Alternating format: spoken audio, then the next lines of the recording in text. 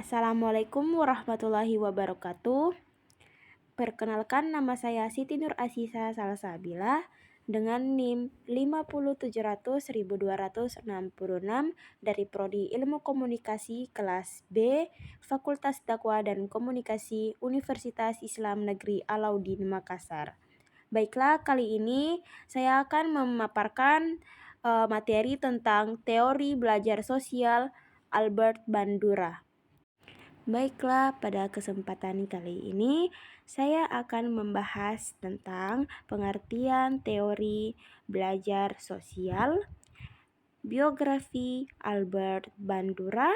Yang ketiga ada teori pembelajaran sosial, keempat teori peniruan atau modeling.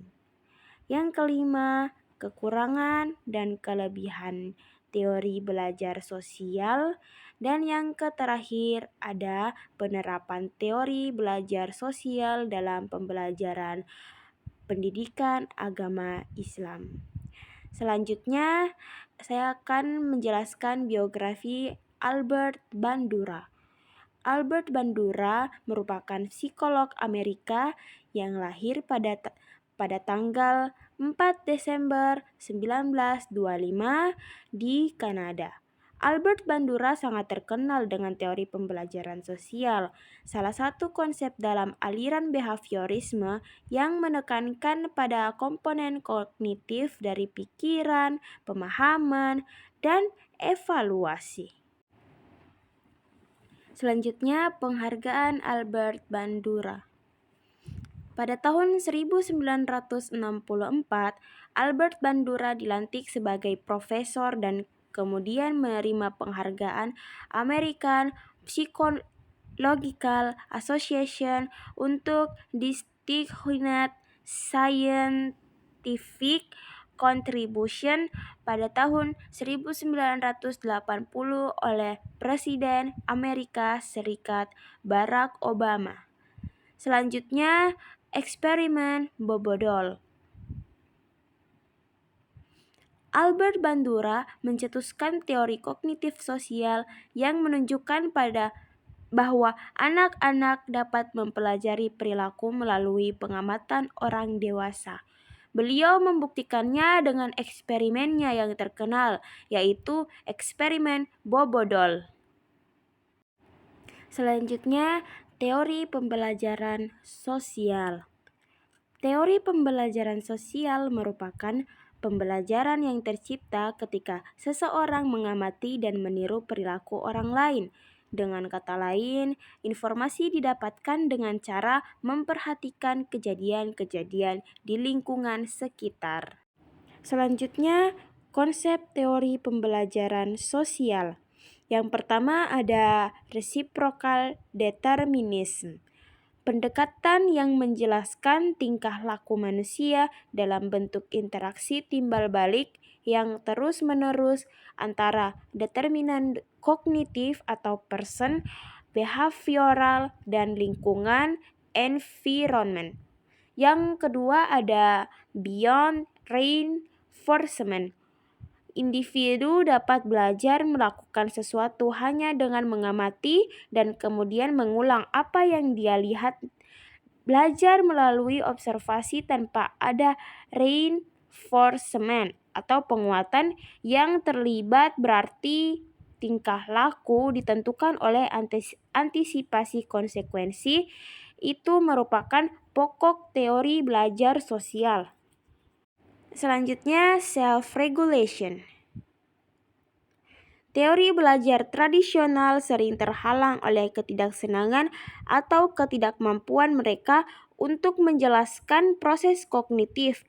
Konsep ini menempatkan manusia sebagai pribadi yang dapat mengatur lingkungan, menciptakan dukungan kognitif, mengadakan konsekuensi bagi tingkah lakunya sendiri. Selanjutnya, teori peniruan atau modeling.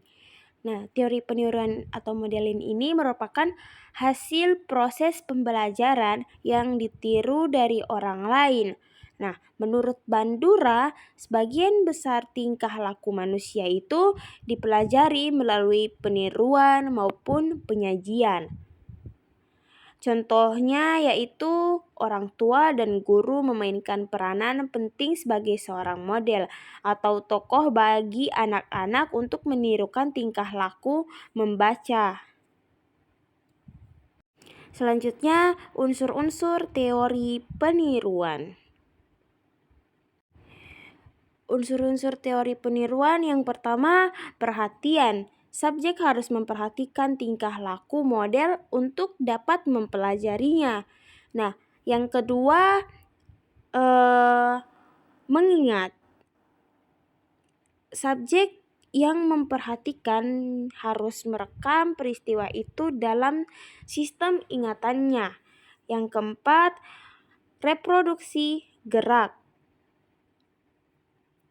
Setelah mengetahui atau mempelajari sesuatu tingkah laku, subjek juga dapat menunjukkan kemampuannya atau menghasilkan apa yang disimpan dalam bentuk tingkah laku.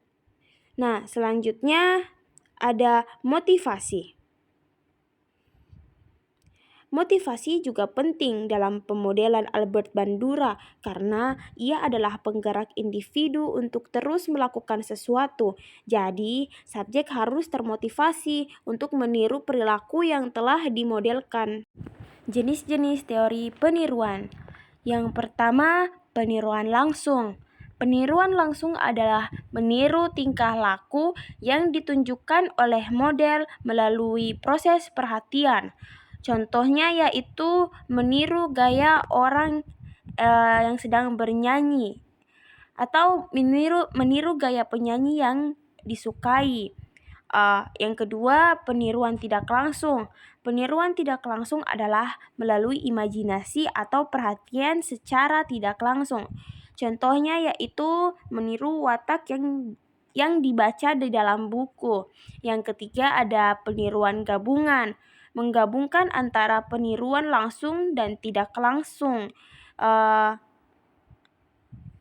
Contohnya, pelajar meniru gaya gurunya melukis dan cara mewarnai daripada buku yang dibacanya. Terus selanjutnya peniruan sesaat. Nah, tingkah laku yang ditiru hanya sesuai untuk situasi tertentu saja. Contohnya yaitu meniru gaya pakaian di TV, tetapi tidak boleh dipakai ke sekolah. Selanjutnya, peniruan berkelanjutan. Peniruan berkelanjutan adalah tingkah laku yang ditiru yang boleh ditonjolkan dalam situasi apapun. Contohnya yaitu pelajar meniru gaya bahasa gurunya. Selanjutnya ada kekurangan dan kelebihan teori belajar sosial Albert Bandura. Nah, kekurangannya yaitu jika manusia belajar atau membentuk tingkah lakunya hanya melalui peniruan atau modeling, sudah pasti terdapat sebagai individu yang menggunakan teknik peniruan ini juga akan meniru tingkah laku yang negatif, termasuk perlakuan yang tidak diterima dalam masyarakat. Nah, kelebihannya yaitu lebih lengkap dibandingkan teori belajar sebelumnya. Karena itu menekankan bahwa lingkungan dan perilaku seseorang dihubungkan melalui sistem kognitif orang tersebut. Selanjutnya, penerapan teori belajar sosial dalam pembelajaran pendidikan agama Islam. Nah, dalam aplikasi teori belajar Albert Bandura terhadap pembelajaran pendidikan agama Islam, keteladanan tertinggi ada pada Nabi Muhammad SAW. Dialah yang menjadi panutan dan suri tauladan bagi kaum muslimin seluruhnya.